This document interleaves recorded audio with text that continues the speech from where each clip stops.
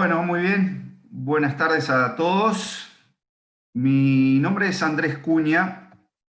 Yo voy a ser el docente de ustedes en varios de los teóricos de Físico-Química 101 que van a tener de aquí hasta el final del curso.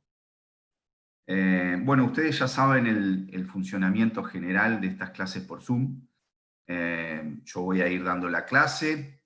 Ustedes tienen un chat para que puedan hacer llegar alguna consulta que quieran hacer a través del chat. Quizás a veces se puede demorar un poco por una cuestión de que yo lo vea a la consulta, etc.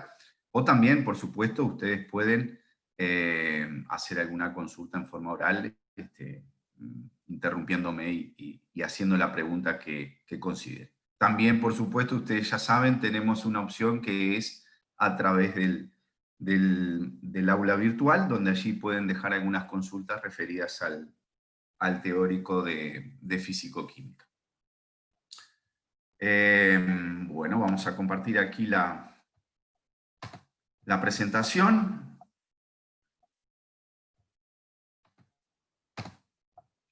Bueno, supongo que todos están viendo bien. Cualquier cosa, por favor, me lo hacen saber. ¿Sí? Bien, como les decía, mi nombre es Andrés Cuña. Ahí tienen un correo electrónico de contacto por si en algún momento quieren hacer alguna consulta particular. Me pueden escribir a ese correo electrónico a cuna@fq.edu.uy. Como ustedes saben, además, se está siendo grabada porque después la podemos llegar a disponer en las diferentes eh, aulas virtuales que tenemos. Vamos a comenzar entonces el día de hoy con la unidad número 5, que trata o que lleva el nombre por la función energía libre. Y ahora vamos a ver de qué se trata todo eso. Un resumen de lo que vamos a ver en la clase de hoy. Bueno, vamos a partir de algo que ustedes ya vieron al final del hemisemestre pasado, que fue el segundo principio de la termodinámica. ¿Sí?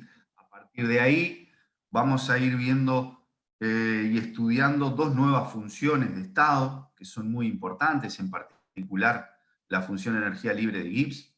Vamos a ver la importancia que tiene para todo nuestro curso de Físico-Química 101 e incluso para el curso posterior en Físico-Química 103 que van a realizar el año próximo. Entonces, vamos a ver entonces esas funciones de estado, vamos a comenzar a estudiarlo, vamos a ver esas funciones de estado como criterio de espontaneidad y equilibrio. También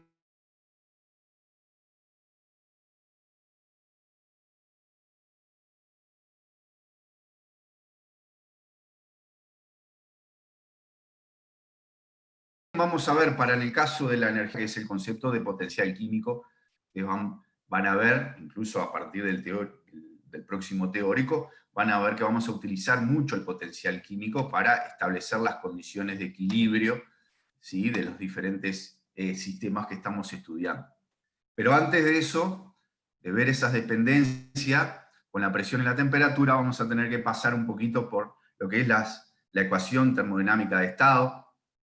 Vamos a ver algunas formas de esa ecuación, y en particular también vamos a ver las ecuaciones de Maxwell, que nos van a permitir justamente poder describir entonces la variación de esas funciones de estados que vamos a ver en función de variables como la temperatura, presión.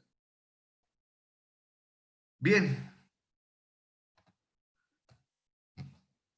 vamos a comenzar entonces con el antecedente que teníamos, que ustedes vieron al final del hemisemestre pasado. Es el segundo principio de la termodinámica, en particular la desigualdad de Clausius. Esa desigualdad de Clausius, que está escrita allí, nos dice que la variación de entropía para un sistema es mayor o igual a la integral, ¿sí?, perdón, para un proceso que ocurre de A y B en un sistema, es mayor o igual a la integral entre el punto A y el punto B, ¿sí? La situación A y la situación B del sistema, del diferencial calor intercambiado sobre la temperatura exterior, ¿sí?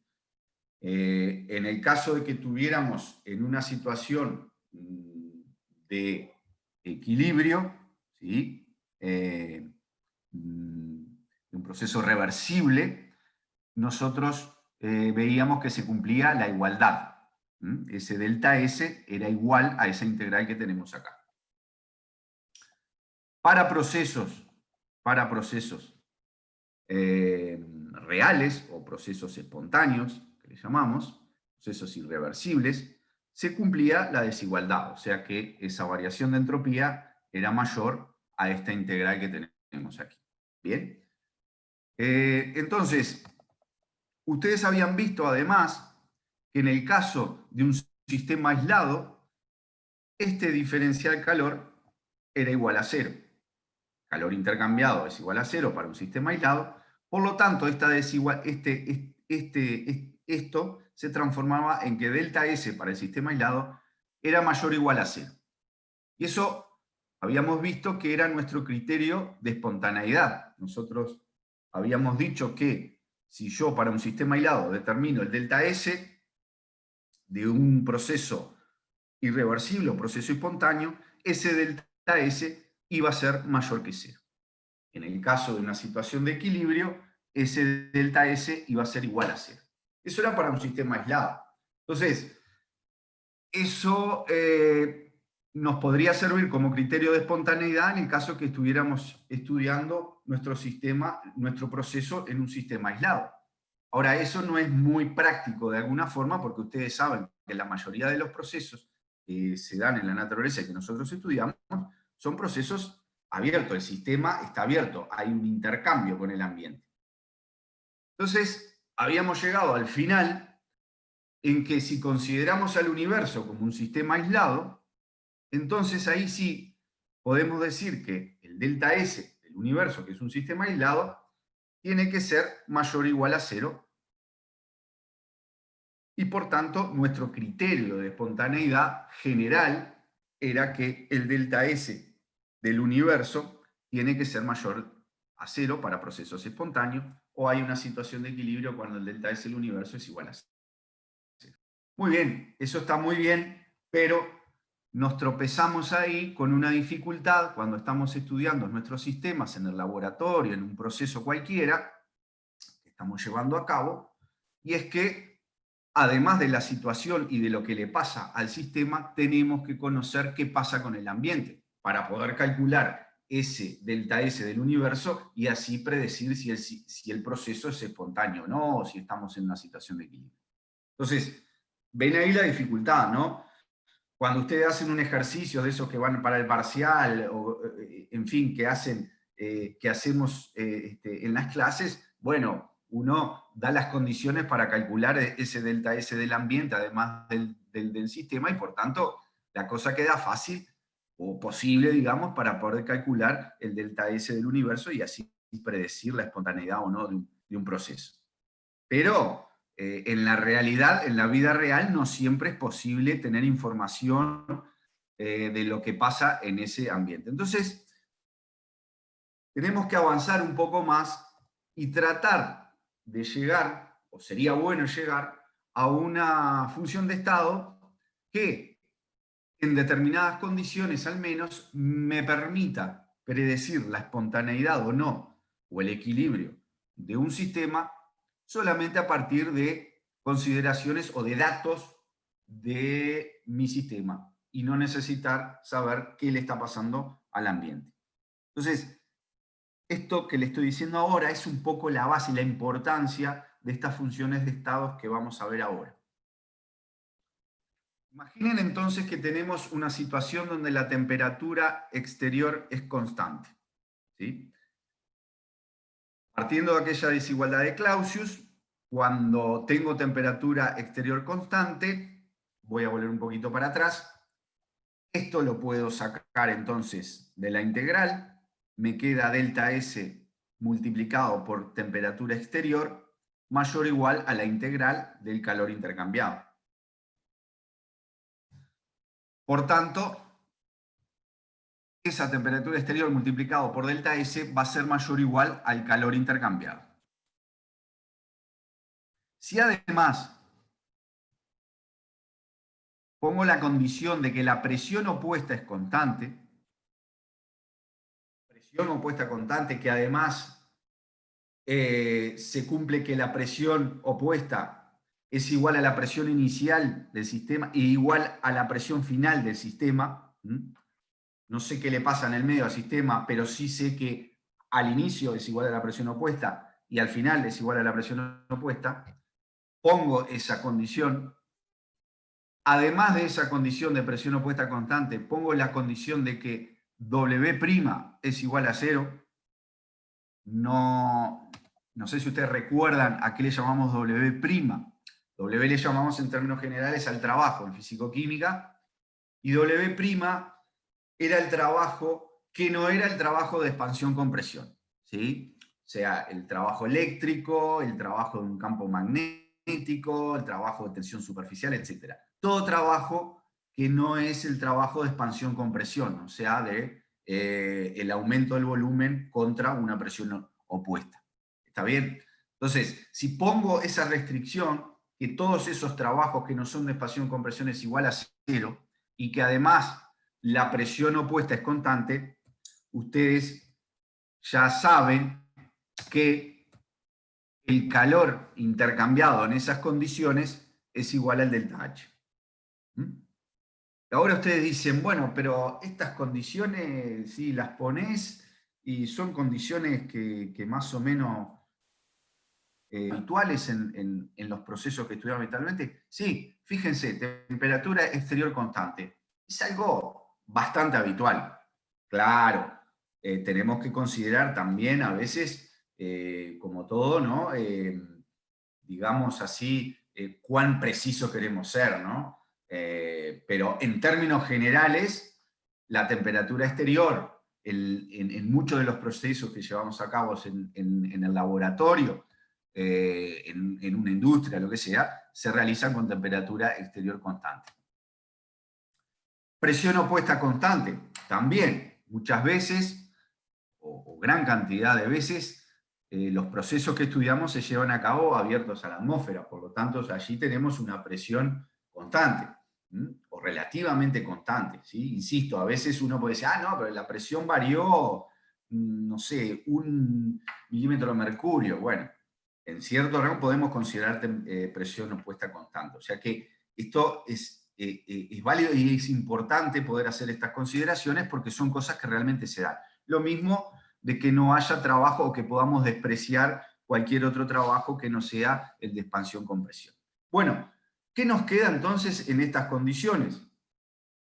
En estas condiciones que nos hemos establecido, la desigualdad de Clausius se puede plantear en los siguientes términos. O sea, esta temperatura exterior constante sale para afuera, me queda T exterior por delta S mayor o igual al delta H, ya que el calor intercambiado, que sería la integral de A a B del diferencial Q, ese calor intercambiado por estas condiciones vimos que era igual al delta H.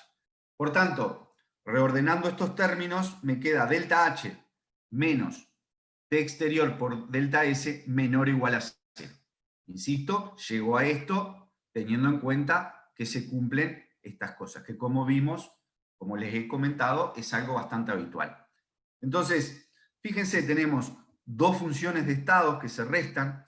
Aquí podemos ver, digamos, que tenemos un componente energético, que es el delta H, y por el otro lado tenemos un componente entrópico, ya que tenemos acá una diferencia de entropía. Ustedes ya saben, el delta H y el delta S son funciones de estado, por lo tanto, parece muy interesante definir una nueva función de estado, ¿sí?, que tenga en cuenta estos términos. Entonces, podemos definir una función de estado, que es la función energía libre de Gibbs. Se llama así porque justamente fue Gibbs, un científico estadounidense, que, en fin, postuló, hizo muchos estudios de todo esto. Inicialmente, por supuesto, no se llamaba energía libre de Gibbs, porque él mismo no se puso digamos, su nombre en estas ecuaciones, o en esta función de estado, pero bueno, los primeros estudios relacionados con todo esto lo hizo Gibbs, por supuesto con otros científicos alrededor del mundo. Pero bueno, definimos una nueva función de estado, que es la energía libre de Gibbs, que se anota con la letra G, y que es igual a la entalpía menos Ts. Y para cualquier cambio de estado yo puedo calcular la variación de energía libre de Gibbs, y va a ser igual a la variación de entalpía menos la variación de Ts. ¿Okay? Entonces, vamos a ver cuáles serían las aplicaciones y para qué en definitiva llegamos a definir esta nueva función de estado, para qué nos sirve esta función de estado. Entonces, fíjense, con las restricciones que teníamos planteadas, que como dijimos son restricciones muy habituales en el laboratorio y muy habituales en los procesos que llevamos a cabo en la vida diaria, por lo tanto son cosas que pasan muy a menudo, son prácticas, digamos, tienen una aplicación práctica todas estas restricciones, ¿sí? Llegamos a que la variación de energía libre, que era la entalpía menos, dicho, la variación de entalpía menos la variación de TS, en estas condiciones la variación de energía libre nos queda igual a la variación de entalpía menos T exterior por delta S. ¿Sí? Entonces, nosotros habíamos visto entonces, a partir de la desigualdad de Clausius, que para un proceso espontáneo, ¿sí? O que se da en forma reversible, esa variación de entalpía menos T exterior por delta S tiene que ser menor o igual a 0. Por lo tanto, lo que puedo decir finalmente es que la variación de energía libre de Gibbs es criterio de espontaneidad, siempre y cuando, y esto hay que subrayarlo, esté en estas condiciones: temperatura exterior constante, ¿sí? Y presión opuesta constante, y sin la presencia, sin trabajo diferente al de expansión-compresión. Por tanto, ahora sí he llegado a una función de estado, que es la energía libre de Gibbs, que me permite, calculando solamente para el sistema, esa variación de energía libre, predecir si un proceso es espontáneo o si estoy en una situación de equilibrio. De ahí entonces la gran importancia que tiene esta nueva función de estado que estamos viendo, ¿sí? Salimos de aquello tan general que era la predicción de la espontaneidad de una reacción o de un proceso o de la situación de equilibrio en función de lo que le pasaba al delta S del universo. Salimos de esa cosa tan general y nos vamos a una cosa mucho más particular, que es qué es lo que le pasa a la variación de energía libre de mi sistema. ¿Qué sucede en el caso de que no esté, no esté en la restricción de que el W' sea igual a 0? O sea, que esté en el caso en el cual pueda tener un trabajo que no sea el de expansión-compresión. Por ejemplo, algo que es muy habitual, el trabajo eléctrico, ¿sí? Bueno, se siguen cumpliendo las otras restricciones y en este caso la variación de energía libre de Gibbs a una temperatura T va a ser igual a esta expresión que tenemos acá. Y esto, por la desigualdad de Clausius, vimos que tenía que ser igual, mayor o igual a el delta H. A su vez, el delta H, ustedes saben que lo podemos poner como variación de energía interna más delta PV. Por lo tanto, si sustituimos aquí en delta H por delta U más delta PV, me queda que la variación de energía libre de Gibbs a una temperatura T constante es igual al delta U más delta PB menos T por delta S. Así, yo puedo entonces pasar este T por delta S para este lado y el delta G a la temperatura T para aquí, y me queda esta ecuación que ven aquí en el medio. ¿Perfecto? Finalmente, entonces, volviendo a la desigualdad de Clausius, este T delta S tiene que ser mayor o igual a el delta H. Así que esto, que es igual a T delta S, todo esto entonces tiene que ser mayor o igual al delta H, y ustedes saben que en este caso puedo anotar entonces delta como delta U menos el trabajo total.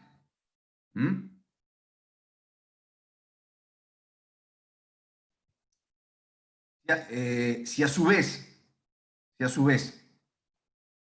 la presión opuesta es constante, acá estoy imponiendo otra restricción, la presión opuesta es constante. Aquí lo que quise decir no es que es delta U menos W, que es el trabajo total, es igual a delta H, sino que es mayor o igual al calor intercambiado, ¿verdad? Esto es el primer principio de la termodinámica. Pero con la restricción de que la presión opuesta es constante, el trabajo lo puedo escribir como menos presión opuesta por delta B más todo aquel trabajo que no es trabajo de expansión-compresión. A su vez, ¿cómo puedo considerar que la presión opuesta es constante? Es una restricción que me impuse. Esto se transforma en menos, esto me refiero a P opuesta por delta B, con esa restricción de P opuesta constante, se transforma en menos delta PB. O sea, como esto es constante, presión opuesta es constante, lo puedo meter dentro de este diferencial, y me queda entonces diferencial PB. Entonces el trabajo total es, en estas condiciones, es menos el diferencial PB más el trabajo intercambiado que no es de expansión-compresión. ¿Bien? Una pregunta. La restricción no la habías usado antes, viste, en la tercera desigualdad, cuando planteaste que delta H es igual a delta U menos W, del lado derecho. Sí, claro. No, claro, es lo que decía. Ahí está, muy bien. Pilar. Sí, Pilar. Es lo que decía. Acá está implícito ya esa restricción, o puedo decir esto es el calor y entonces puedo directamente sustituyendo acá el trabajo, sí, el calor, en realidad, a ver, sí, mayor o igual, es el calor. Sí, claro, exactamente, sí. Acá ya estoy poniendo la restricción de que el delta H es igual a un poquito. ¿Qué más tengo acá?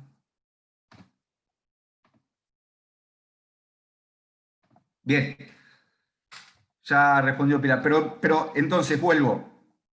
Este calor, ¿sí? Es igual al delta U, porque esto acá, si todavía no pongo la restricción esta de que la presión opuesta es constante, no puedo decir que este calor, que es menor o igual a T delta S según la desigualdad de Clausius, no puedo poner todavía que este calor es delta H. Sí puedo poner que delta U menos, que el calor es delta U menos trabajo, ¿sí? Por el primer principio de la termodinámica, ¿verdad? El primer principio me decía, delta U es igual a calor más trabajo. Por lo tanto, en términos generales, si todavía no pongo esta restricción, puedo poner sí que delta U menos el trabajo es igual al calor. Lo que no puedo poner acá todavía sin esta restricción es que todo esto, que es mayor o igual al calor, sería mayor o igual al delta H. Recién lo voy a poder poner después cuando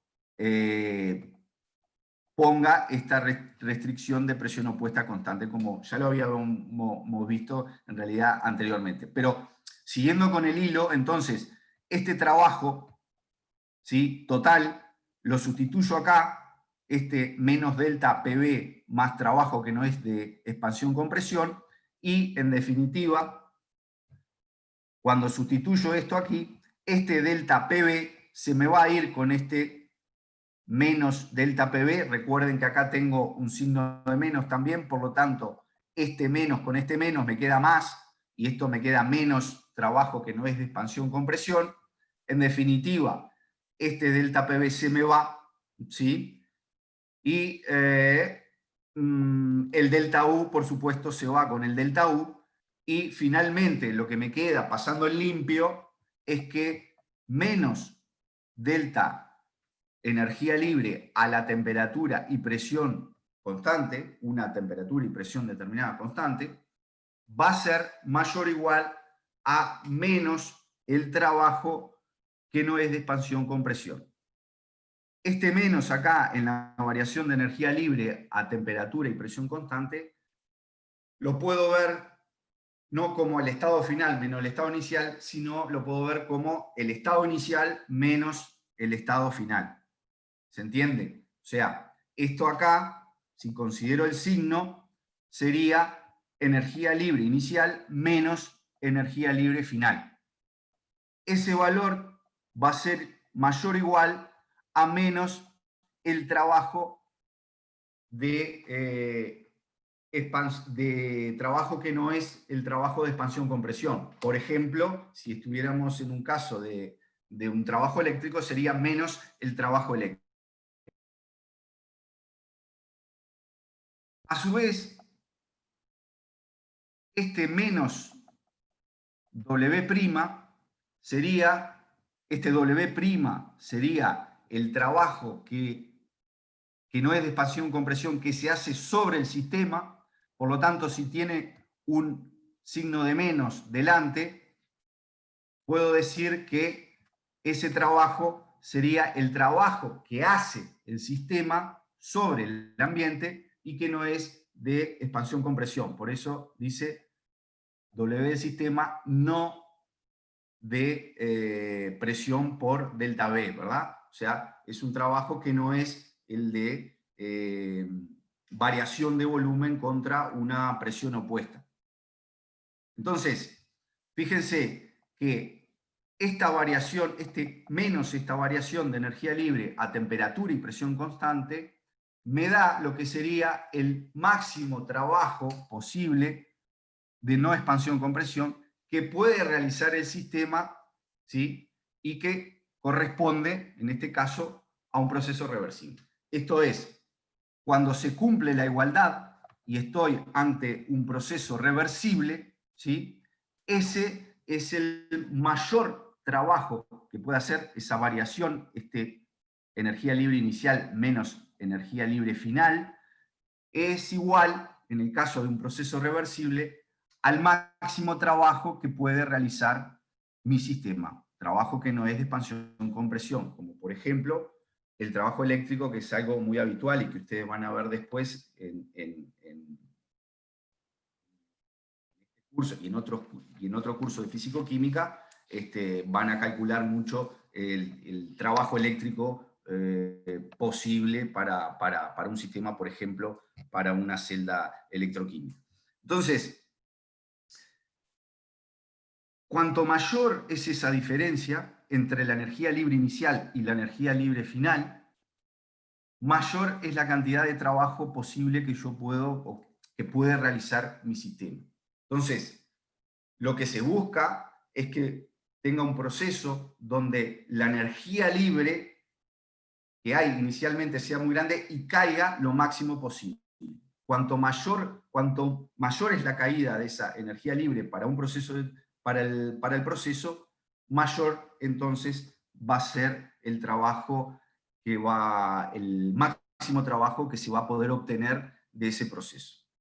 Evidentemente, ese trabajo máximo que puedo obtener y que lo puedo calcular en estas condiciones de temperatura y presión constante, lo puedo obtener para un proceso reversible. Ustedes saben que la mayoría de los procesos, todos los procesos que ocurren en la naturaleza son procesos irreversibles. No ocurren en estado de reversibilidad. Por lo tanto, aunque ese indicativo del máximo trabajo posible no puedo, digamos, aplicarlo cuantitativamente, estricta y cuantitativamente a los procesos reales, sí es importante porque me da una idea de lo máximo que puedo obtener. Yo sé que lo máximo que voy a poder obtener es eso, de ahí para abajo. Como los procesos reales no son reversibles, insisto, bueno, va a ser menor. ¿Cuánto menor? No lo sé. Va a depender de las condiciones, de las irreversibilidades que tenga ese proceso. Pero bueno, una idea de lo máximo que puedo llegar es bien importante porque me indica el camino por donde tengo que ir para un determinado proceso. Esto lo vamos a ver mucho también cuando veamos máquinas térmicas al final del curso, donde vamos a ver que, y que está relacionado con esto, de alguna forma, vamos a ver que aunque muchas veces no podamos decir cuál va a ser la eficiencia que va a tener mi proceso para producir un determinado trabajo, sí voy a poder saber, dadas ciertas condiciones, cuál va a ser el máximo trabajo que puedo obtener. Y eso ya es una cosa importante.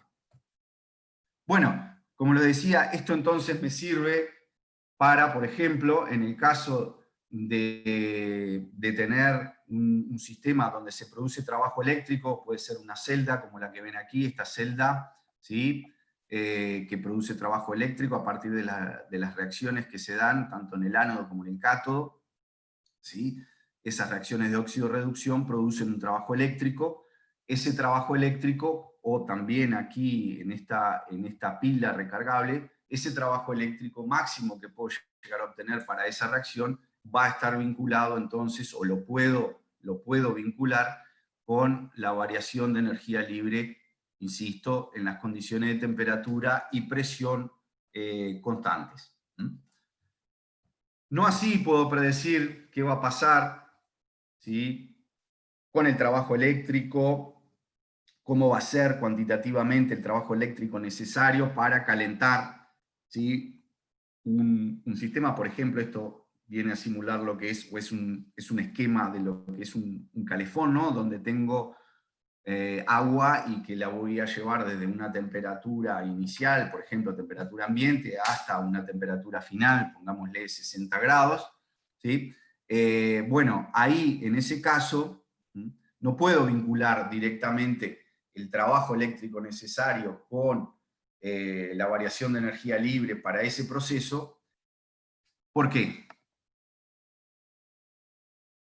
Porque, bueno, lo que dijimos anteriormente es que este criterio lo puedo aplicar siempre y cuando tenga temperatura y presión constantes.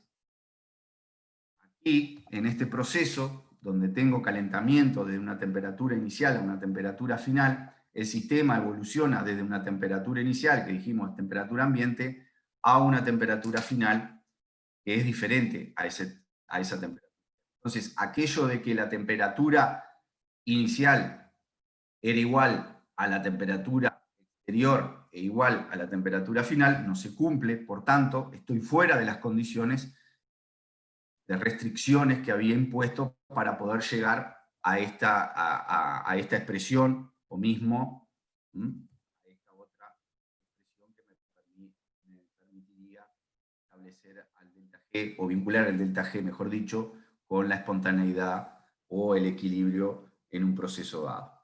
Por tanto, tenemos que tener cuidado, ¿sí? El delta G lo podemos calcular siempre, pero no siempre va a estar asociado, o lo puedo asociar con la espontaneidad de un proceso. Eso es algo que siempre tenemos que fijarnos antes de vincular ese delta G con la espontaneidad. Tenemos que decir, bueno, estoy en las condiciones en las cuales el delta G es vinculable a la espontaneidad o al equilibrio. Si estoy, sí. Si no estoy, puedo calcularlo igual, pero eso no va a tener que ver, o no lo voy a poder vincular directamente, no voy a poder sacar conclusiones respecto a la espontaneidad del proceso. Muy bien. Van a ver después, el viernes, con Mauricio Muso, van a ver algunos ejercicios de esta unidad donde van a poder ver en forma de cálculos más bajados a tierra todo esto que les estoy contando ahora. Muy bien.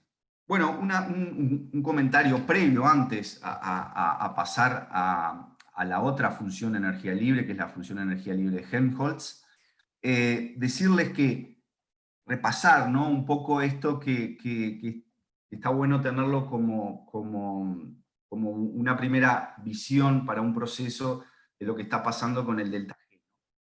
Como decíamos anteriormente, el delta G tiene dos componentes, un componente, por así decirlo, energético y otro componente entrópico.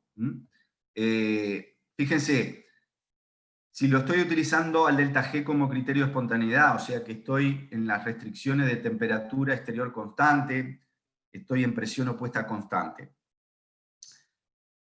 ¿En qué condiciones de delta H y delta S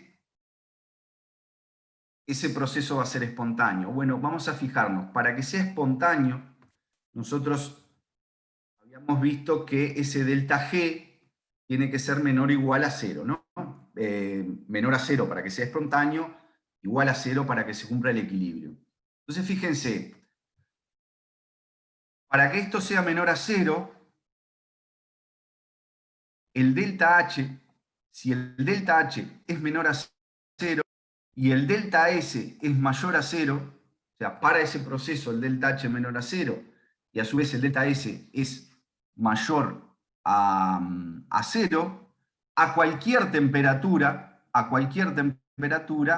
esto va a dar menor que 0. ¿Sí? Tengo algo menor que 0 por aquí, algo mayor que 0, como esto está restando, la temperatura, ustedes saben, esta temperatura termodinámica no puede ser menor que 0, por lo tanto, esto entonces va a ser siempre mayor que 0. En definitiva, me lleva a que cuando tengo un proceso exotérmico, o sea, delta H negativo, y un proceso que ocurre con aumento de la entropía, este delta G siempre va a ser negativo. Por lo tanto, ese proceso siempre va a ser espontáneo, a cualquier temperatura. Cuando no se cumplen las dos cosas, por ejemplo, al contrario, cuando este delta H es mayor que 0, ¿sí?, tendría que ver qué pasa con este T delta S. Si a su vez, además de que el delta H sea mayor que 0, el delta S es menor que 0, eso quiere decir que el proceso ocurre hacia una disminución de la energía libre, de la entropía. Este delta S es S final menos S inicial. Si es menor que 0, quiere decir que el F, la entropía final es menor a la inicial. Bueno, si ocurren esas dos cosas, repito, variación de entalpía mayor que 0 y variación de entropía menor que 0, entonces a cualquier temperatura ese delta G va a ser mayor que 0. ¿Se entiende? Matemáticamente veo eso. Por tanto, ese proceso no va a ser posible en esas condiciones de temperatura y presión constante que sea un proceso espontáneo. Cuando no se cumplen ninguna de esas dos restricciones que le había comentado, con el delta H y con el delta S, estoy hablando de los signos, entonces ahí tengo que ver quién gana en valor absoluto para ver si ese delta G va a ser negativo o va a ser positivo. Ahí voy a tener que ver, y una de las cosas que va a tener en cuenta entonces, que voy a tener que tener en cuenta, es el valor de esa temperatura. Quizás para algunas condiciones una reacción a una temperatura dada no es espontánea, porque el delta G da mayor que 0, pero a una temperatura mayor el proceso sí se vuelve espontáneo. Entonces es una cosa que me sirve entonces para poder saber en qué condiciones es más favorable un determinado proceso. Por ejemplo, una reacción química que estoy llevando a cabo. Bien, sigamos entonces ahora. Después vamos a volver con la función de energía libre de Gibbs y vamos a continuar mucho con ella de la mano. Antes de eso vamos a ver esta otra función de estado que es la energía libre de Helmholtz, que se puede deducir o me puede servir como criterio de espontaneidad en una condición un poco menos habitual, pero que también podría llegar a ser, digamos, podría cumplirse en algún momento, que es la de volumen constante en vez de presión constante, ¿sí? En el caso de la energía libre de Gibbs, pusimos restricciones que eran temperatura exterior constante y presión constante. Ahora vamos a poner otras restricciones que serían temperatura exterior constante y volumen constante. Y vamos a ver a qué llegamos.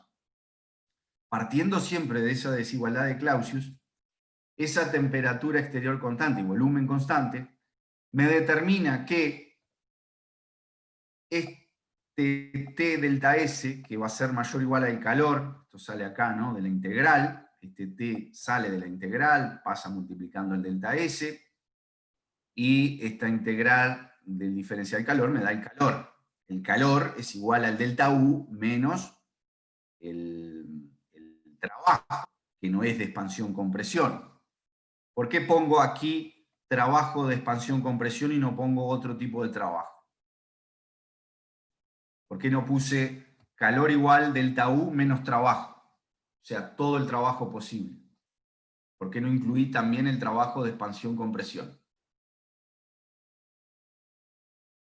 Fíjense, acá estoy en la restricción de que el volumen es constante, volumen de mi sistema es constante, por lo tanto, no va a haber trabajo de expansión-compresión, no hay variación de volumen, por lo tanto, no hay trabajo de expansión-compresión posible que pueda realizar mi sistema ni que se pueda realizar sobre el sistema.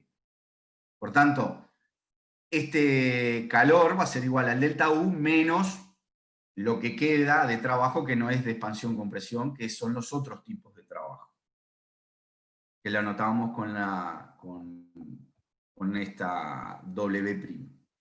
Entonces, siguiendo con esto, T exterior por delta S va a ser mayor o igual al delta U menos el SW', y simplemente pasando este delta U para aquí, me queda restando este término, todo esto me queda igual o mayor o igual a menos el trabajo que no es de expansión-compresión. Esto es T exterior por delta S menos delta U mayor o igual a menos el trabajo que no es de expansión-compresión. Entonces ahora, anteriormente habíamos visto que en el caso de la energía libre de Gibbs se definía como delta H menos TS. En este caso defino una nueva función de estado, que es dependiente de otras funciones de estado justamente, que es la energía libre de Helmholtz, que se anota con la letra A y que es idénticamente igual a la energía interna menos TS. Y la variación de energía libre de Helmholtz, o menos la variación de energía libre de Helmholtz, va a ser mayor o igual a menos el trabajo que no es de expansión-compresión.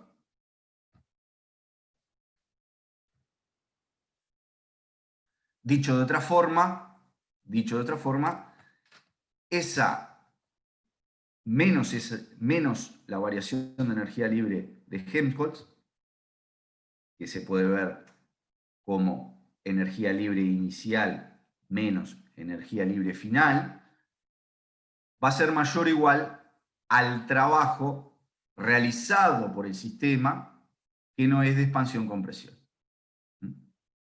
Todo esto teniendo en cuenta que estamos en esta restricción, volumen constante y temperatura exterior constante, y además igual a la temperatura inicial e igual a la temperatura final del sistema. Fíjense que si además de estas restricciones agregamos la restricción de que no existe otro trabajo posible, o sea, no existe ni trabajo eléctrico, ni trabajo de tensión superficial, ni de campo magnético, ni de nada de esas cosas, esa variación de energía libre de Helmholtz tiene que ser menor o igual a cero. Entonces ahora el criterio de espontaneidad, en función de lo que le pasa a mi sistema, cuando tengo estas restricciones de temperatura y volumen constante, es la variación de energía libre de Helmholtz. O sea, viendo qué pasa en mi proceso con la variación de energía libre de Helmholtz, en esas condiciones puedo decir si el proceso para un lado o para el otro es espontáneo. Insisto, esta energía libre de Helmholtz se utiliza con estas aplicaciones que estamos viendo como criterio de espontaneidad o como para poder calcular el máximo trabajo posible que puede realizar el sistema que no es de expansión-compresión. Y se puede utilizar y hay datos tabulados para reacciones de energía libre de Helmholtz. No es tan habitual como la energía libre de Gibbs. Y eso tiene que ver porque hay muchos más procesos que se dan habitualmente donde la temperatura y la presión son constantes que procesos donde el volumen es constante. Entonces, vamos a ver a partir de ahora muchas cosas vinculadas y derivadas de la energía libre de Gibbs y vamos a dejar un poco de lado la energía libre de Helmholtz. Pero el motivo es justamente ese, ¿no? Es que es mucho más, digamos, necesario, útil, aplicable estudiar masa a la energía libre de Gibbs que a la energía libre de Helmholtz. Aunque, como les dije, es algo que también se puede aplicar en determinadas condiciones.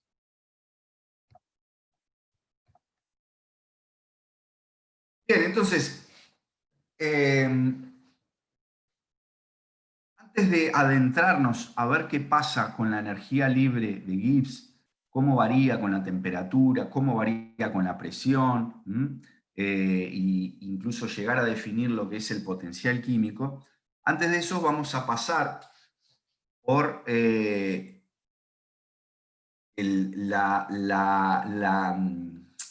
deducciones de las ecuaciones Maxwell, a partir de cosas que hemos visto, ¿sí? Y antes de eso vamos a ver y vamos a partir de las ecuaciones termodinámicas de estado. ¿Sí? Nosotros tenemos que, habíamos visto dos funciones derivadas del segundo principio, dos funciones de estado, ¿sí? Que son funciones de estados, la energía libre de Gibbs y la de Helmholtz, y además son propiedades extensivas. ¿Qué pasa para sistemas cerrados si combino la primera ley de la termodinámica y la segunda ley de la termodinámica? Bueno, fíjense.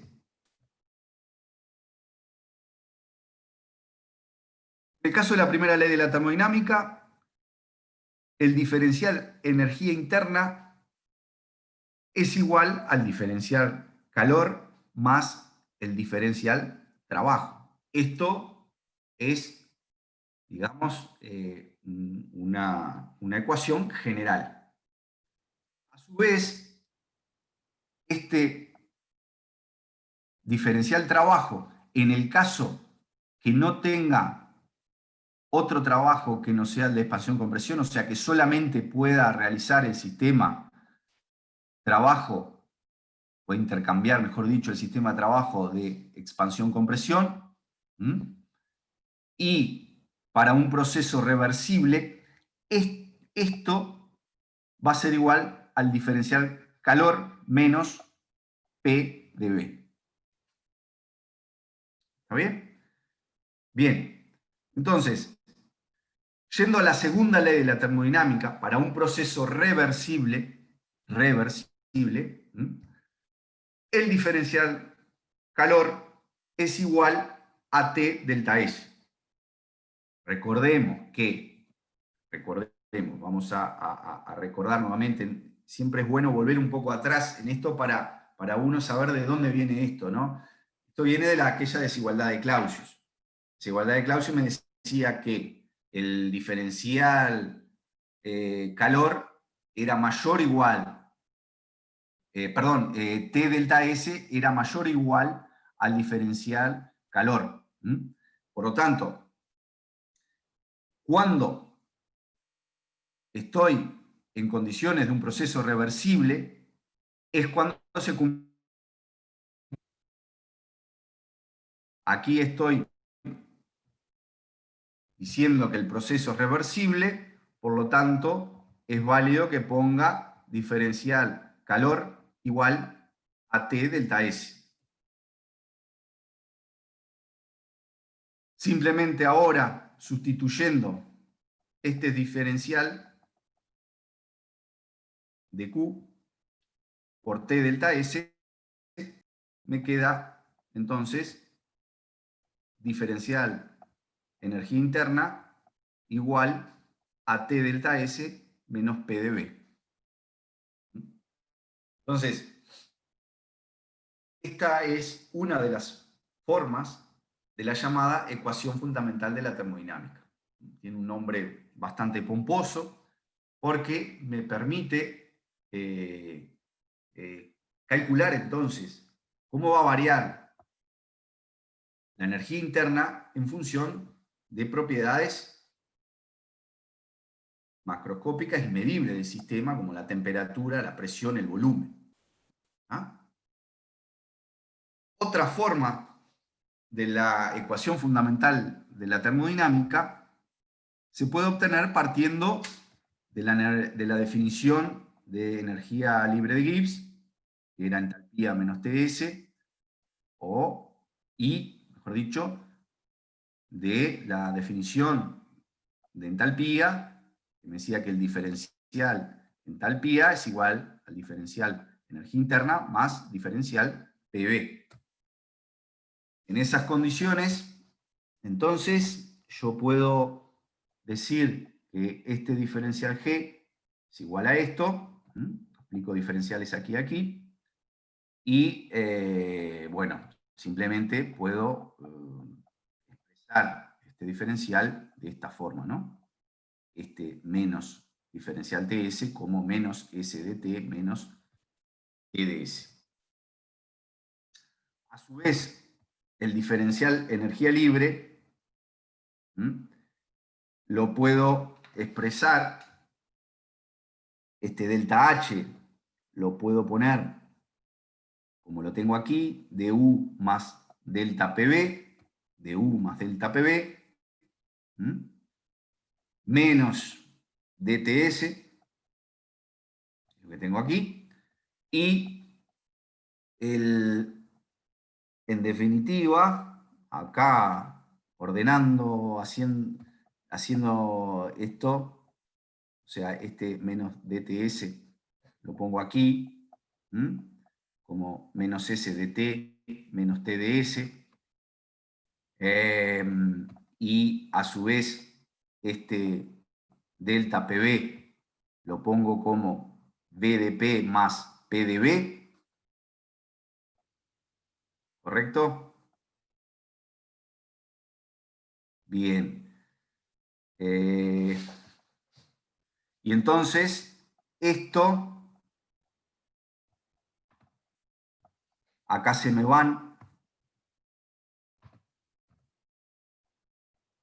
cancelan este término P de B con este menos P de B,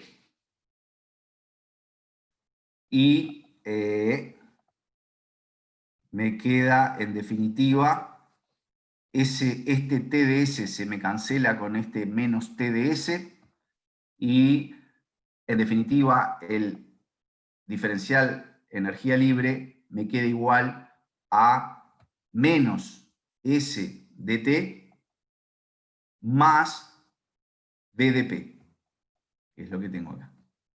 Entonces, esta es otra de las formas de la ecuación fundamental de la termodinámica. Ahora estoy vinculando la variación, el diferencial energía libre, en función de temperatura, volumen y presión, según cómo varíe la temperatura y la presión.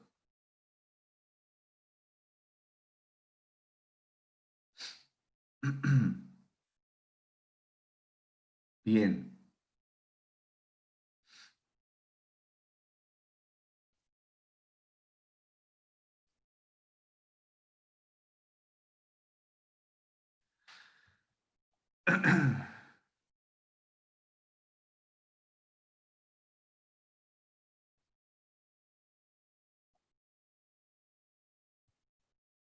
Sigamos.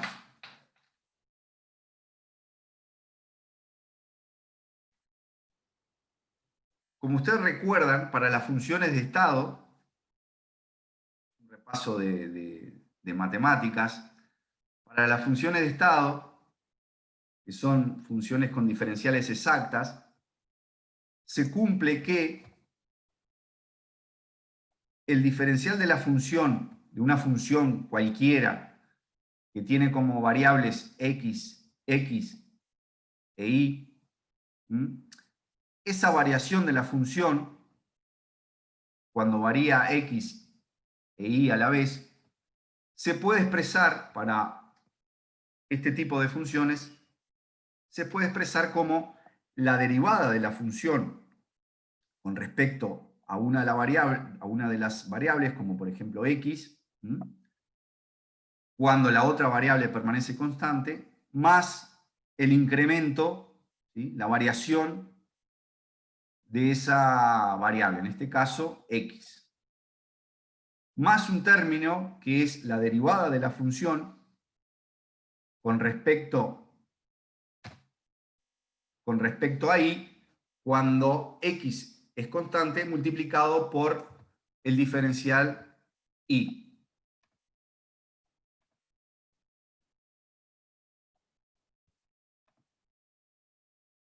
Bien, entonces, a su vez, para este tipo de funciones, se cumple que la derivada con respecto a la otra variable de esta derivada, en este caso sería la derivada de este término con respecto a y cuando x es constante, se cumple que va a ser igual a la derivada de este otro término con respecto a x cuando y es constante.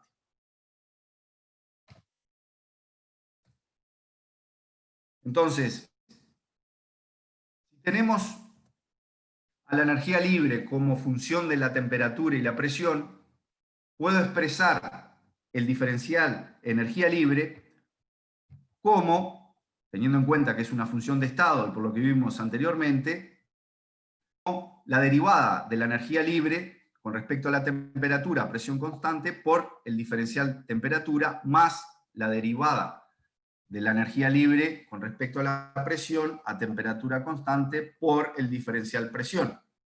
A su vez, por la ecuación fundamental de la termodinámica que habíamos visto anteriormente en la otra diapositiva, se cumplía que el diferencial G era igual a esto. Por tanto, si yo miro estas dos ecuaciones, puedo deducir rápidamente que esta derivada, o sea, la derivada de G con respecto a T a la presión constante, es igual a menos la entropía, y esta otra derivada, la de la energía libre con respecto a la presión a temperatura constante, es igual al volumen.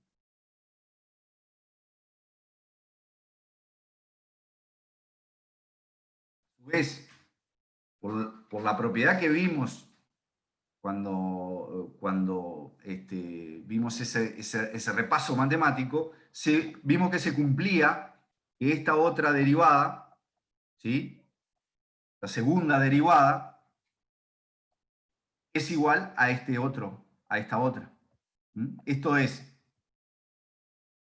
esta derivada que tenemos acá, derivada de energía libre con respecto a la temperatura a presión constante, que es igual a menos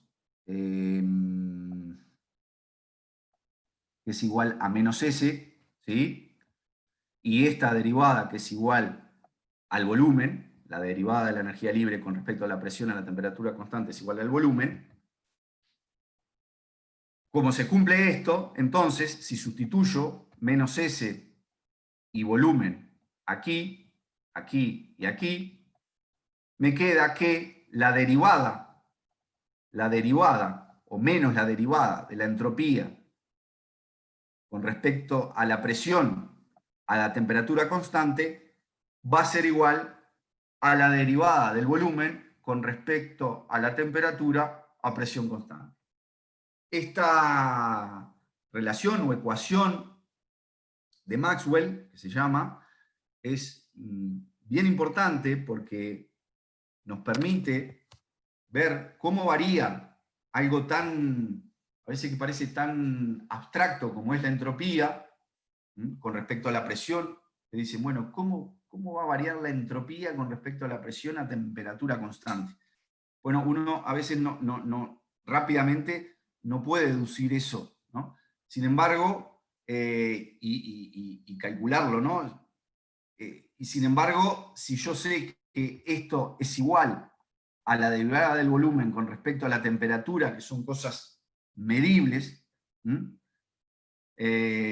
puedo entonces obtener información de esta variación sabiendo cómo se comporta esta derivada. De ahí la importancia de las ecuaciones de Maxwell, que se pueden deducir todas esas ecuaciones partiendo de diferentes expresiones de la ecuación fundamental de la termodinámica. Como ya vimos, partiendo de esta expresión, de esta ecuación, E igual a menos S de T más B de P, podemos deducir la que vimos aquí recientemente, pero partiendo de estas otras expresiones de la ecuación fundamental, podemos deducir otras ecuaciones de Maxwell que pueden ser de utilidad. ¿Bien?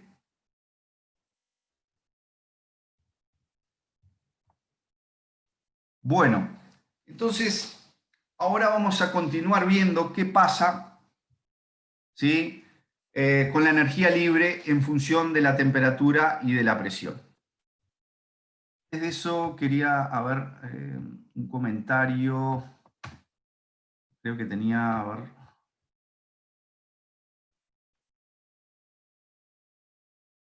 tenía un comentario de Aparicio que me dice, profe, vaya más rápido que estamos de vacaciones. Bueno, está bien, yo no he querido ir muy rápido tampoco, porque, bueno, justamente como ustedes han estado de vacaciones, bueno, uno cuando está de vacaciones y pasan unos cuantos días, uno se olvida un poco de algunas cosas, y como para las deducciones que estamos haciendo tenemos que partir de algunas cosas que ustedes ya han visto, quizás algunos ya lo tienen mucho, digamos, más estudiado y más incorporado, pero quizás hay otros que todavía digamos, no le ha quedado muy firme esas cosas que han visto en el primer hemisemestre, y que por lo tanto, con todo este tiempo que ha pasado, probablemente se hayan olvidado. Por eso he querido ir un poco más despacio y no ir tan rápido repitiendo cosas,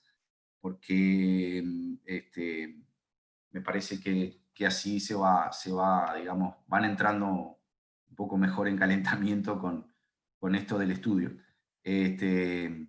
Pero, en fin, voy a tratar de no enlentecer más de lo necesario. Simplemente fue una precaución que tomé por eso.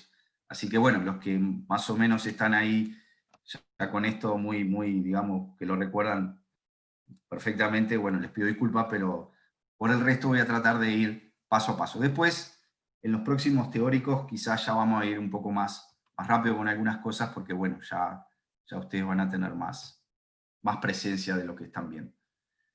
Bien, de todas formas, recuerden que esta clase, la de hoy, es hasta las 4 y ya la del miércoles y viernes sí es es de 3 a 4 y media, por lo tanto es de 1 hora y media, ¿no? En fin, bueno, sigo. ¿Qué pasa entonces con esta energía libre que es función de temperatura y presión?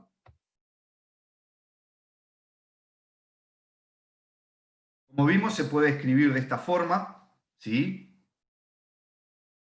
Y hemos visto entonces que la derivada de la energía libre con respecto a la temperatura a presión constante es igual a menos la entropía, y la derivada de la energía libre con respecto a la presión a temperatura constante es igual al volumen. Entonces, para ver cómo varía la energía libre en función de la temperatura y la presión, nos vamos a valer justamente de esto. Entonces, primero vamos a hacer, rápidamente vamos a presentar cuál es la influencia de la temperatura sobre la energía libre. ¿Por qué yo quiero saber cómo varía la energía libre con la temperatura? Bueno, porque justamente quizás estoy estudiando un proceso donde a una determinada temperatura la energía libre vale tanto, y a una temperatura 20 grados mayor tiene otro valor y que tiene unas implicancias para cómo se va a dar el proceso que son importantes desde el punto de vista práctico. Por tanto, muchas veces me interesa saber cómo varía esa energía libre con la temperatura. Pero en particular me interesa saber mucho, y esto todavía no lo vamos a explicar, sí lo vamos a ver más adelante en este curso y en el curso de Físico-Química 103, que es no la variación de la energía libre con la temperatura a presión constante, sino la variación de la energía libre sobre la temperatura, con respecto a T, ¿no? A presión constante. Insisto, vamos a deducir qué pasa con esta variación, la variación de G sobre T, en vez de solamente la variación de G. Entonces, si yo quiero saber cómo es esta derivada, bueno, hago la derivada de esto, ¿no? De esta función G sobre T, sabiendo que G también depende de T, ¿no? O sea, tengo G que depende de T, sobre T. La derivada de eso, a presión constante, me queda entonces la derivada de G con respecto a T a presión constante por 1 sobre T menos G sobre T cuadrado. Esto es simplemente propiedades de derivadas, ¿no? Derivada de la función fx sobre x. ¿Sí? Entonces, llego a esta expresión y, como ya sabemos, esta derivada de la energía libre con respecto a la temperatura a presión constante es igual a menos la entropía. O sea que aquí sustituyo por menos la entropía. Menos la entropía sobre T, porque acá estoy multiplicando por 1 sobre T, menos G sobre T cuadrado.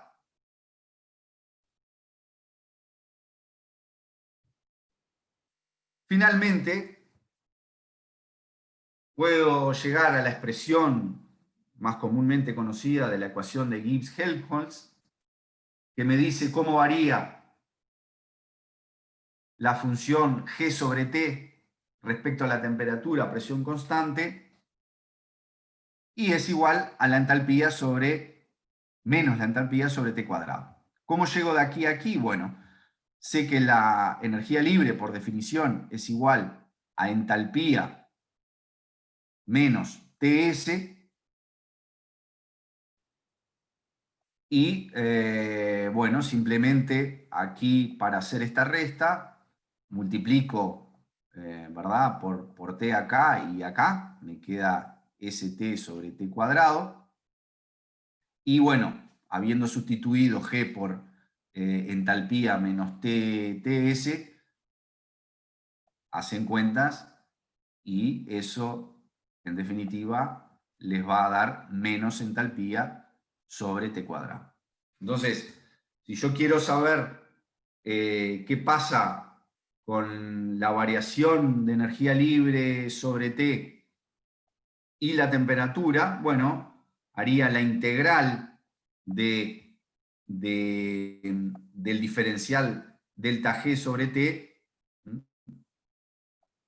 entre un G dado a un delta G a una temperatura 1 hasta un delta G a la temperatura T cualquiera, y eso me quedaría igual, esto pasa para acá, este diferencial delta T pasa para aquí, ¿sí? Sería la integral entre T1 y T2 de delta H sobre T cuadrado. Insisto, esto vamos a ver la importancia que tiene cuando veamos las definiciones de constante termodinámica de equilibrio, que vamos a ver que está relacionado directamente con delta G sobre T. Por eso es la importancia de estudiar, ¿sí?, qué pasa con la variación de delta G sobre T con la temperatura. Cuando veamos esas definiciones y asociemos el delta G para una reacción, ¿sí?, y para la posición de equilibrio y el cálculo de la constante de equilibrio, vamos a ver que nos va a ser de mucha utilidad saber cómo varía ese delta G sobre T, porque de alguna forma nos va a mostrar cómo varía la constante de equilibrio con la temperatura. Pero eso lo vamos a ver más adelante. ¿Qué pasa con la influencia de la presión sobre la energía libre? Bueno, nosotros habíamos visto que la derivada de la energía libre con respecto a la presión a temperatura constante era igual al volumen. Por tanto, el diferencial o la variación de energía libre a una temperatura dada con la presión es igual al volumen por el diferencial presión.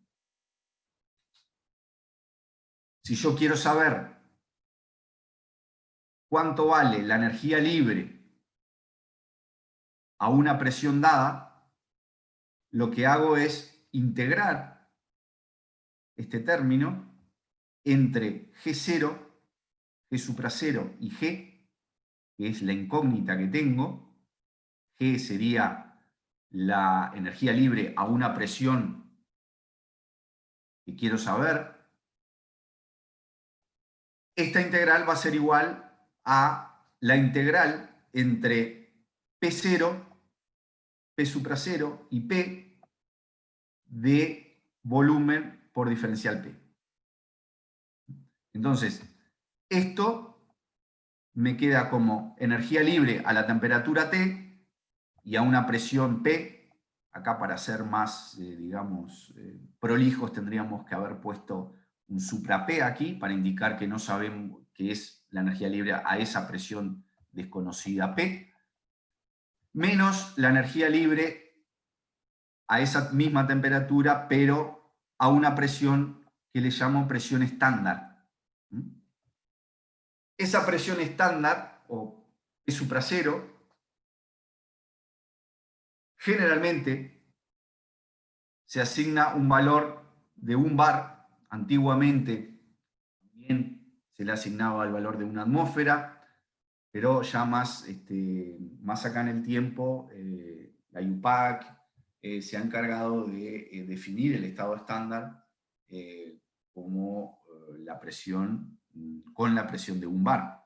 Por tanto, ustedes podrán ver en algún libro un poco más antiguo esa presión estándar como 1 atmósfera, incluso en el teórico creo que estaba aquí, pero bueno, para ser más estricto, más formal, tenemos que definir esa presión P supra 0 como 1 bar. Entonces, la energía libre a la temperatura T estándar, ¿sí?, es la energía libre para esa temperatura y a esa presión de 1 bar. Si yo quiero cuánto vale la energía libre a otra presión. En el caso de sólidos y líquidos, esta integral que está aquí, como el volumen varía poco con la presión, para el caso de sólidos y líquidos puedo poner directamente como volumen por P menos P supra 0. Eso, en definitiva, queda aproximadamente igual, en la mayoría de los casos, cuando no tengo grandes variaciones de presión, queda aproximadamente igual a la energía libre estándar a la temperatura. Para sólidos y líquidos, la energía libre a una presión dada y a una temperatura dada es prácticamente igual a la energía libre a esa misma temperatura y a la presión de un bar, o sea, a la energía libre estándar. Eso para el caso de sólidos y líquidos. En el caso de gases, y en particular gases ideales,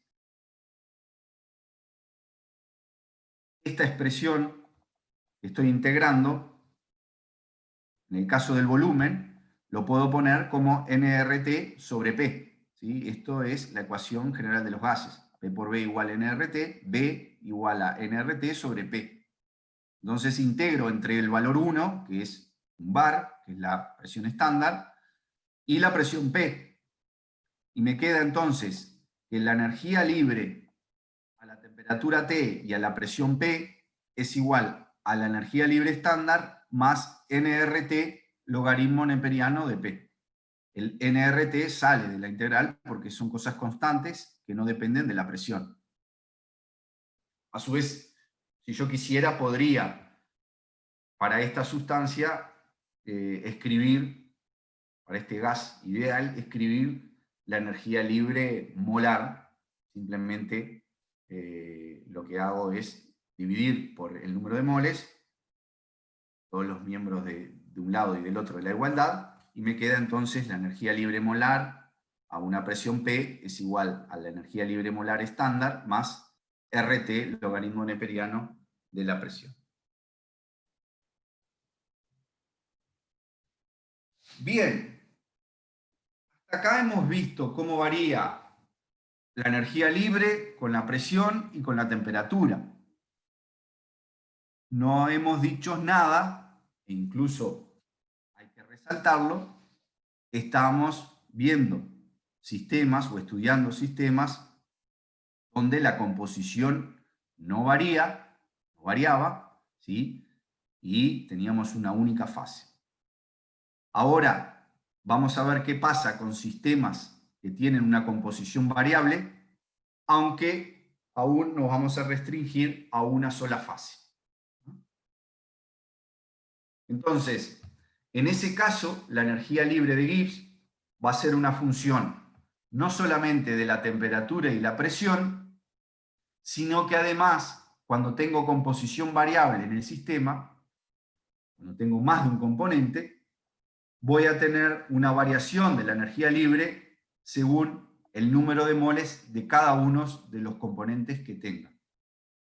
Es N1 que hace referencia al componente 1, N2 al 2, así hasta el componente I que tenga. Entonces, ¿cómo me queda la expresión del diferencial energía libre cuando tengo una composición variable del sistema? Bueno, ese diferencial energía libre va a ser la derivada de la energía libre con respecto a la temperatura a presión constante y número de moles de todas las especies, de todos los componentes que están en el sistema constantes. O sea, es la derivada de la energía libre con respecto a la temperatura con presión constante y sin variación alguna de los componentes que integran el sistema. Eso multiplicado por el diferencial temperatura. Más otro término, esto para un sistema con un solo componente ya lo habíamos visto, ¿verdad? Porque lo habíamos visto sin este sub NI, ¿verdad? Porque teníamos un solo componente. Ahora tenemos más de un componente, por lo tanto tenemos que hacer la salvedad que es esta derivada es a presión constante y con el número de moles de todos los componentes constantes. Bien, esta otra expresión, que es la derivada de la energía libre con la temperatura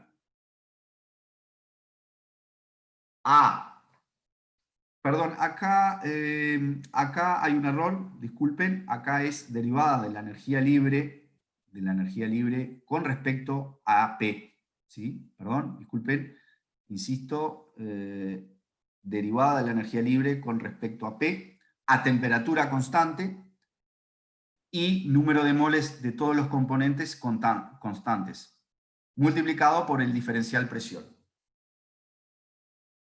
Y ahora tenemos que agregarle algo nuevo a esta ecuación, que es la derivada de la energía libre con respecto al número de moles de uno de los componentes, por ejemplo, en este caso sería del componente 1, a temperatura y presión constantes, y además cuando el número de moles del resto de los componentes, o sea, todos los componentes que no son el componente 1, todo eso multiplicado por el diferencial número de moles del componente 1. Y así tantos sumandos como componentes tenga mi sistema. Si tengo dos componentes, bueno, será otro sumando más, que sería la derivada de la energía libre con respecto a el número de moles de ese componente a temperatura y presión constante, siendo el otro componente constante también. ¿Entiende?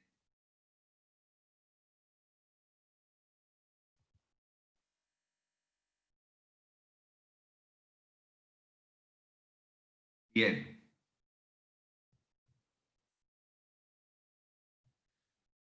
Y así llegamos a otra definición muy importante, que los vamos a ver muchísimo en físico-química, ya a partir de la próxima unidad, equilibrio físico de sustancia pura, vamos a ver muchos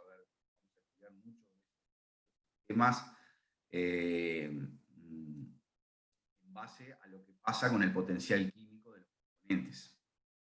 Esto es algo, y no solo en esta unidad, lo vamos a ver mucho también cuando veamos la unidad 7 en equilibrio termodinámico de disoluciones. Se va a emplear mucho el concepto y cuantitativamente también el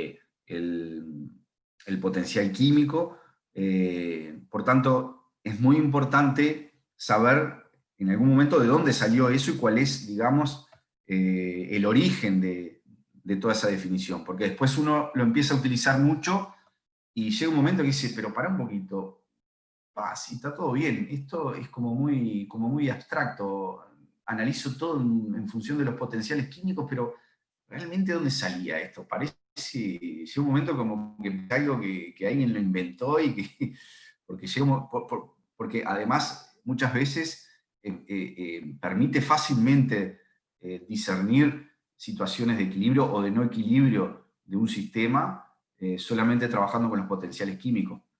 Pero hay que saber de dónde sale, ¿no? Entonces, definimos el potencial químico de un componente I como la derivada de la energía libre con respecto al número de moles de ese componente.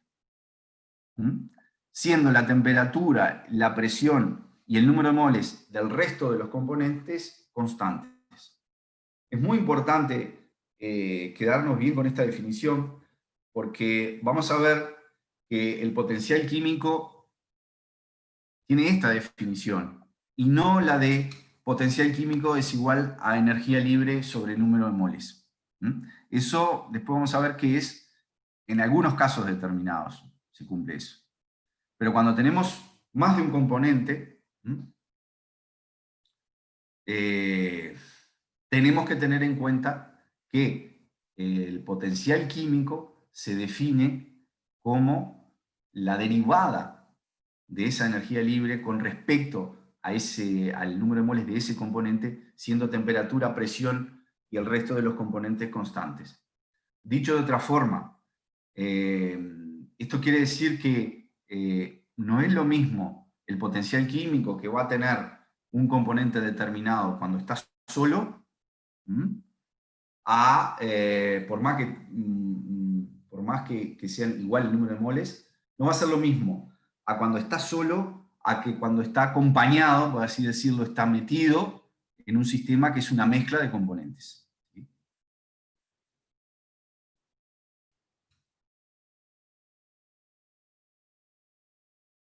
Entonces, con esa definición de potencial químico, la expresión matemática del diferencial energía libre, que era todo esto, ¿se acuerdan? Lo habíamos visto. Esto además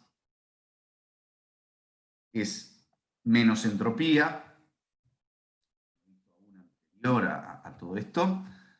Esto es igual a el volumen, y todos estos términos que siguen se pueden expresar matemáticamente como la sumatoria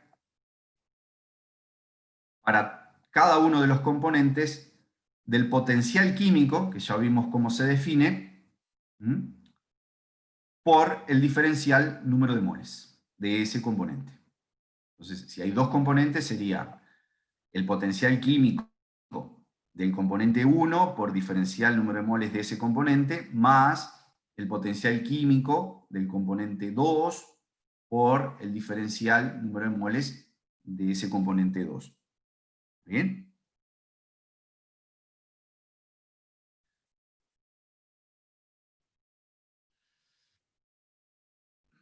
Bueno, ahora, ¿qué pasa si además de tener más de un componente, tengo más de una fase? Por ejemplo, puedo tener un equilibrio líquido-vapor. Y tanto en el líquido como en el vapor tengo más de un componente. El diferencial energía libre va a ser la sumatoria, ¿sí? Para cada una de esas fases, que le llamo alfa, de menos S de T más B de P más la sumatoria para cada uno de los componentes del potencial químico por el diferencial número de moles. Entonces, este alfa hace alusión a las fases, puedo tener dos fases, por ejemplo, por lo tanto tendría dos sumandos de todo esto, de aquí a aquí, y dentro de cada una de las fases tengo esta expresión más una sumatoria que es el potencial químico de cada uno de los componentes por el diferencial número de moles.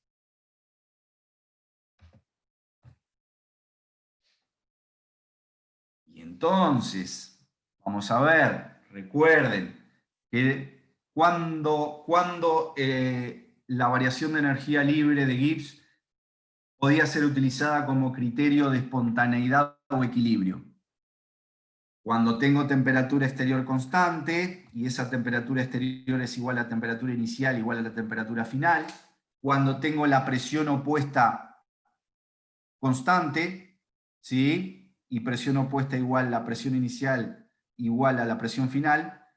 Y si no tengo trabajo diferente al de expansión-compresión, o sea, el W' es igual a 0, en esas condiciones habíamos visto que el criterio de espontaneidad de equilibrio era que el delta G, diferencial G, era menor o igual a 0. Igual a 0 cuando estoy en una situación de equilibrio y menor a 0 cuando era un proceso espontáneo, irreversible. Bien, entonces, si yo igualo esto, todo este término que vimos era igual al diferencial energía libre, todo esto entonces tiene que ser igual, tiene que ser menor o igual a 0. Recuerden que en el caso de temperatura y presión constantes, estos términos, diferencial P es 0, dt es 0, por lo tanto no tengo aquí estos sumando, aquí no los voy a tener. Entonces, para cada una de las fases, en el ejemplo de que tenga dos fases, por ejemplo, en la fase líquido que está en equilibrio con la fase vapor, bueno, para la fase líquida, la sumatoria del potencial químico por el diferencial número de moles de cada uno de los componentes, esa sumatoria más la sumatoria para la otra fase, para la fase vapor, que está en equilibrio con la fase líquido, eso tiene que ser, puede ser menor o igual a 0.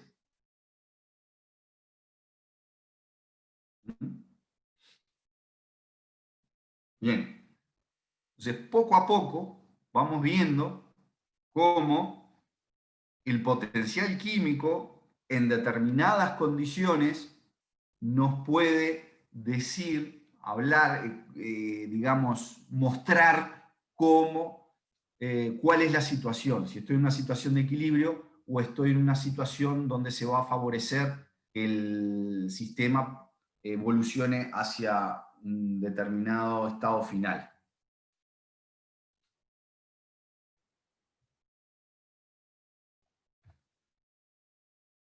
Entonces, en el caso de que tengamos fases en equilibrio, como dijimos, el criterio, o mejor dicho, se cumplía que en el equilibrio el diferencial energía libre tiene que ser igual a 0, por lo tanto, este término tiene que ser igual a 0.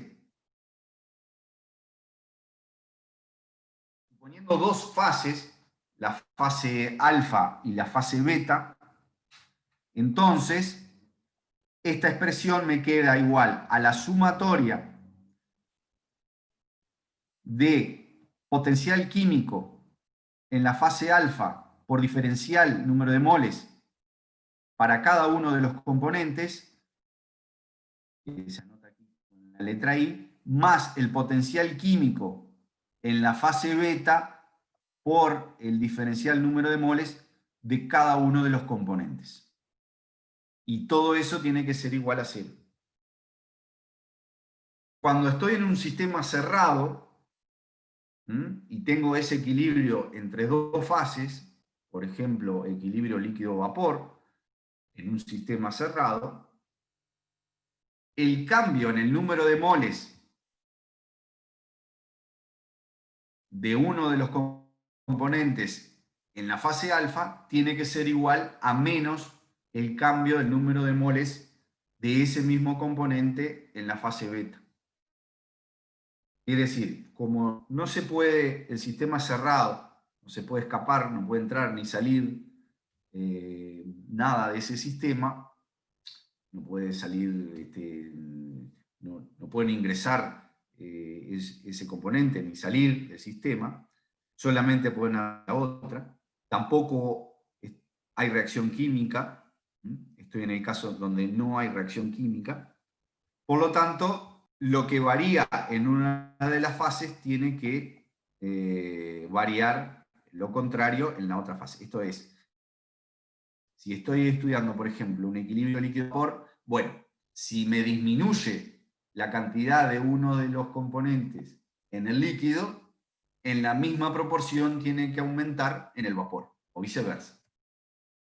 Por tanto, esta expresión que habíamos visto aquí, esta ecuación, que se igualaba a 0, se puede escribir, teniendo en cuenta esto, como la sumatoria del potencial químico del componente I en la fase alfa menos el componente I en la fase beta por el diferencial número de moles del componente I en la fase alfa. Esto para cada uno de los componentes. Y todo esto tiene que ser igual a 0.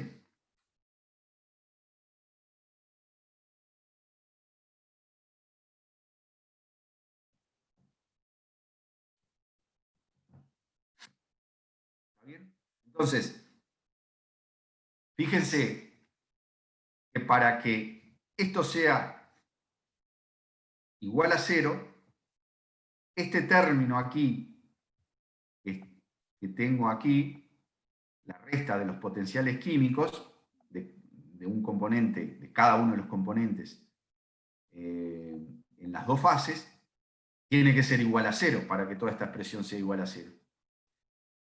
Y eso se cumple cuando hay igualdad de potenciales químicos.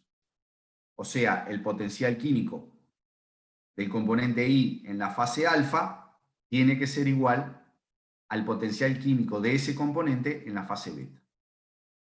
Cuando hay equilibrio, se cumple esa igualdad de potenciales para cada uno de los componentes presentes en las fases. Entonces, hemos llegado a algo muy importante, que lo vamos a emplear mucho. Es bueno saber de dónde sale, por eso les decía, que es eso de que para que haya equilibrio tiene que haber igualdad de potenciales químicos en las condiciones de temperatura y presión constante, y cuando estoy, digamos, cuando no tengo, estoy en el caso de que no tengo otro trabajo que no sea el de expansión. Como ya habíamos dicho al principio de este teórico, estas condiciones son bastante, digamos, habituales en los procesos que llevamos a cabo en el laboratorio y en general. Por tanto, es bastante aplicable todo esto. Entonces, es importante siempre recordar cuál es el origen de esto, por qué podemos decir, por qué podemos afirmar que en el caso de un equilibrio de fases, el potencial químico de cada uno de esos componentes en la fase alfa tiene que ser igual a el de la fase beta, ¿no? Estamos hablando de, en el caso hipotético, de dos fases, alfa y beta. ¿Está bien? Bien. Cabe recordar, cabe reafirmar además, que en el caso de que tengamos una sustancia pura, solamente en el caso que tengamos una sustancia pura, o sea, que tengamos un componente, nada más, el potencial químico se puede definir como la derivada, o se define como la derivada de la energía libre con respecto al número de moles de ese componente, y como tengo un componente solo, esto va a ser a temperatura y presión constante, como tengo un componente solo, esto se puede igualar a la energía libre molar. En el caso que tenga más de un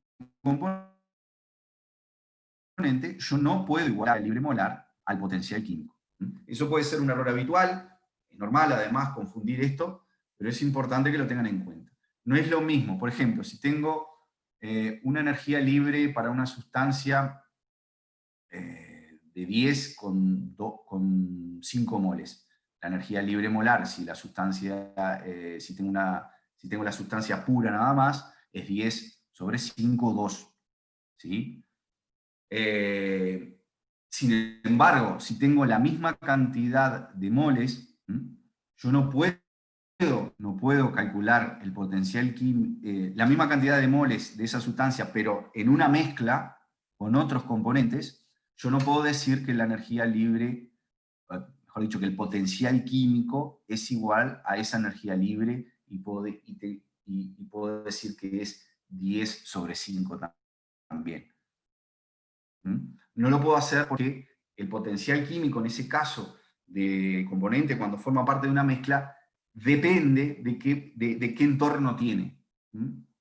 Entonces, voy a tener que tener en cuenta la definición estricta de potencial químico para para ese componente cuando forma parte de una mezcla. Es aquella de que es la derivada de la energía libre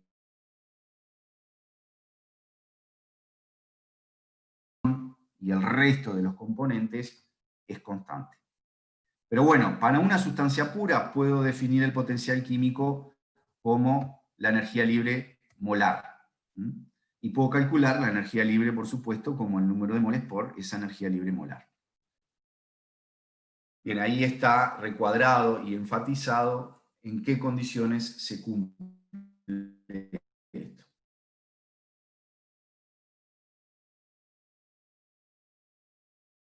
Por último, y simplemente para mostrarles, para graficar la dependencia de la energía, del potencial químico para una sustancia pura con la temperatura y la presión, nosotros podemos recurrir a la fórmula aquella que vimos en el caso de un gas ideal, ¿verdad? Podemos recurrir a la fórmula de cómo varía la energía libre a una temperatura dada con la presión, que recordamos la energía libre a una temperatura dada era la energía libre estándar, este estándar era un bar, más el término nRT, logaritmo neperiano de la presión. Si yo divido para esta sustancia pura, para este gas ideal puro, divido entre el número de moles, obtengo lo que es el potencial químico. Por lo tanto, ese potencial químico de la sustancia, el componente es igual al potencial químico estándar más RT, logaritmo neperiano de la presión, ¿sí? Cuando divido entre el número de moles acá, se va, ¿verdad? Se cancela el N que tenía arriba antes de dividir sobre el número de moles.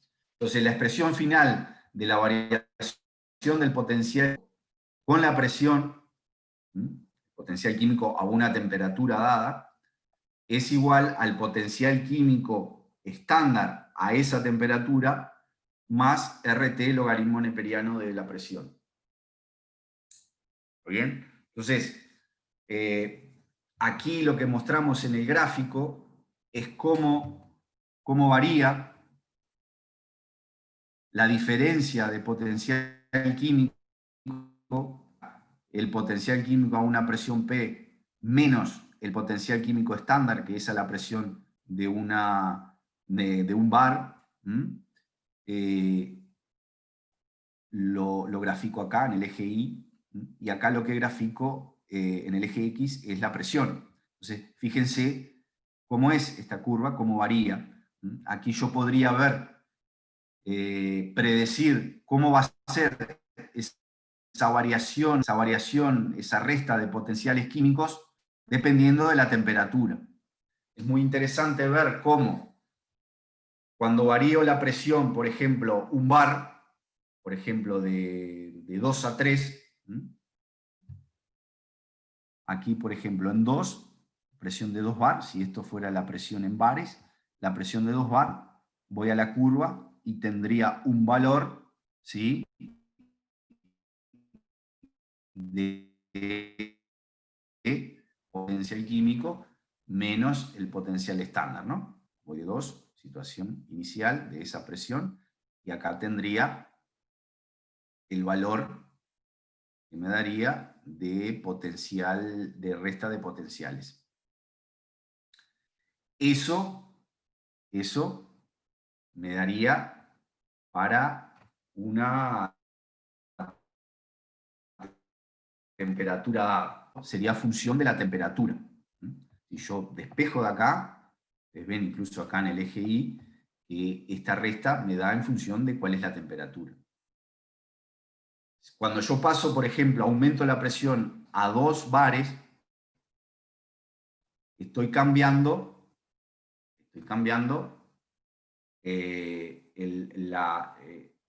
esa diferencia, y ese cambio en este valor va a depender de la temperatura. Cuanto más grande es la temperatura, mayor es ese cambio. ¿Sí? ¿Está bien? Esto lo pueden ver acá. No es lo mismo la variación de potencial químico que voy a tener a una temperatura ambiente con la presión, ¿no? Variación con la presión a una temperatura ambiente que a una temperatura 50 grados mayor. ¿Sí? Esa variación de la resta de potenciales va a ser mayor para una temperatura mayor. Pero bueno, esto lo vamos a seguir empleando mucho en la próxima clase, cuando nos metamos en el estudio del equilibrio de sustancias puras, ¿sí? Equilibrio de fases en sustancias puras. Eso lo vamos a ver el miércoles que viene. Yo ahora estaría terminando la clase de hoy por acá, me quedo a disposición para cualquier consulta que ustedes quieran hacer. Recuerden que el viernes que viene vamos a tener clase de ejercicios y va a ser una clase junta de esta unidad con la unidad que vamos a ver en la clase que viene, ¿sí? Vamos a ver entonces ejercicios de energía libre y también de equilibrio físico sustancia pura, todo junto en las clases del próximo viernes. Muy bien, muchas gracias.